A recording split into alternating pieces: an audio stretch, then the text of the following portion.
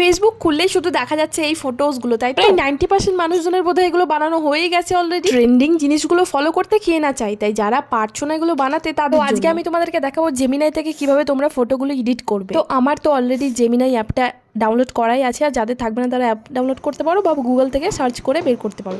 আমি প্রথমে জেমিনাইটা ওপেন করলাম, তারপর ওখানে প্লাসের যে চিহ্নটা আছে ওখানে আমি টাচ করার পরে গ্যালারি দেখালো, গ্যালারি থেকে একটা ফটো সিলেক্ট করলাম, তারপরে আমার কপি করা প্রম্পটটা এখানে আমি পেস্ট করলাম। যেখানে আস্ক জেমিনাই লেখা আছে সেখানটায় পেস্ট করতে হবে। তোমার কাছে যদি কোনো প্রম্পট না থাকে বা তুমি নিজের মতো করে কিছু বানাতে চাও তো আমি সেটাও লিখতে পারো। তারপরে ওকে করতে হবে। তারপর আমার কিছুক্ষণ টাইম লাগবে, জাস্ট 1 মিনিটও লাগবে না। তার মধ্যে আমার ছবিটা দেখো এখানে দেখাচ্ছে অলরেডি, আমাকে দেখো যে জাস্ট এ সেকেন্ড, মানে 5 সেকেন্ড কি 6 সেকেন্ডের মধ্যে এটা রেডি হয়ে যাবে, বেশিক্ষণ টাইম লাগে না যদি তোমার ভালো নেটওয়ার্ক থাকে।